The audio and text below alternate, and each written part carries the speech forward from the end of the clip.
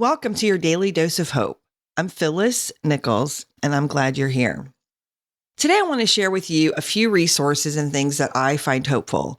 There is a lot going on in the world at large, and most of us are also doing things for ourselves personally and our families and our own communities.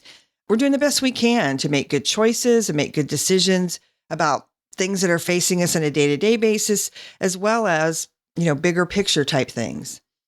Big problems require big solutions. And there are times when I do feel like that there's nothing I can do that's really going to matter, except that it does. We have evidence that when we do what we can to stay grounded and hopeful, we find solutions, we find resources, or we learn to connect with other people who can help.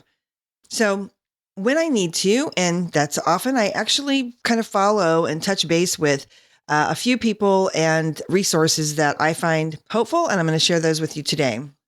This is in no particular order, by the way, just the way that I kind of wrote this list down. So the first one is Heather Cox Richardson. She is I guess I'd call her a writer, a blogger. She has a podcast, but she's a historian, and she does talk a lot about daily kind of current events with a bit of political perspective, but she's really bringing a historical perspective as well, right? She talks a lot about what's happening today and then really can relate it back to things that have happened in the past. And many times I find her writing, first of all, I learn things all the time, and I find it to be really hopeful because she'll often point out like, hey, we've been here before, or we've been in this situation kind of before, and here's how that worked out, or here's how changes were made. Yeah, so I find her great. She publishes every day. If you just Google Heather Cox Richardson, you'll get links to all kinds of her information.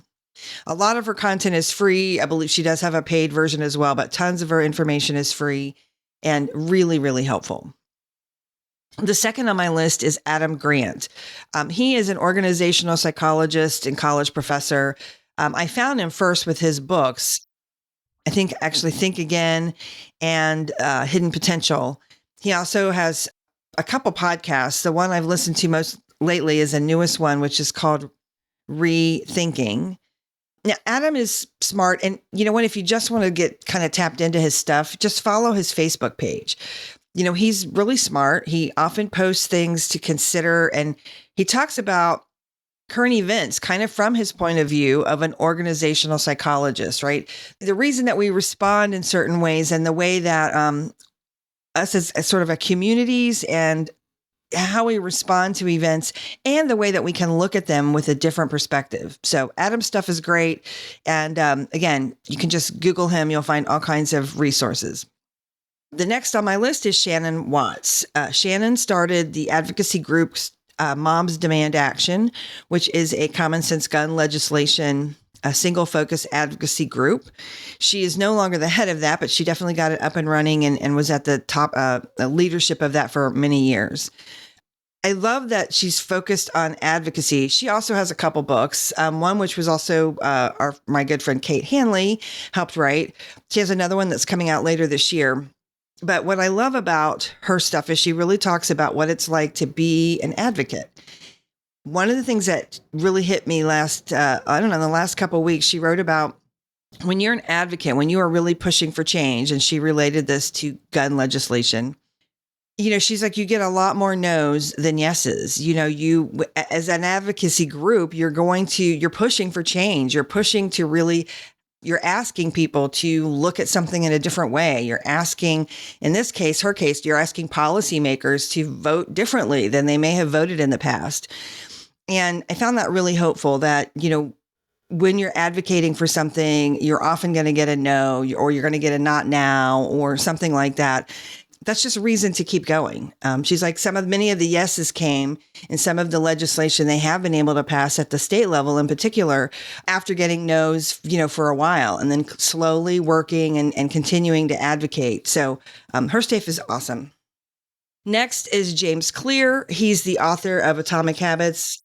I've talked about him before. But what I really want to mention today is just his weekly short email. I think it comes out on Thursday afternoons, I believe. Might be Wednesdays. Anyway, you can go to his website and sign up for it. The email is short.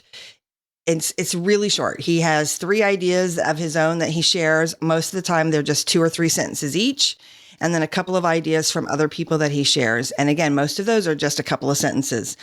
But I read it. I shouldn't say never. I read it and I always come away with either, kind of a thoughtful new idea or maybe a new perspective. So his stuff's great. And again, super easy to kind of read and consume. Doesn't take a lot of time. Lastly, I just also want to mention music.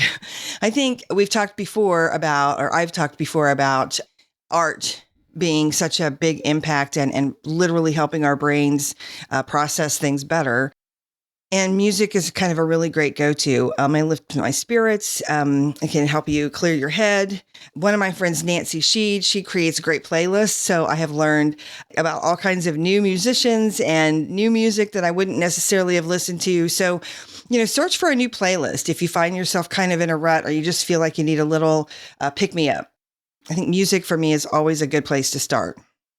I have talked before about hope sometimes needs a little bit of love and care. And this podcast was created to be something to help me and all of us to maintain and grow our hope. And if it's helped you, I hope you'll share it with someone that you know. Thank you so much for the support and kind words of encouragement. I've been surprised and really encouraged truly by the feedback that I've gotten so far. And it definitely brings me hope to know that you're listening and finding this podcast helpful and that there's so many that are on the journey with me. All right, here's for a great day.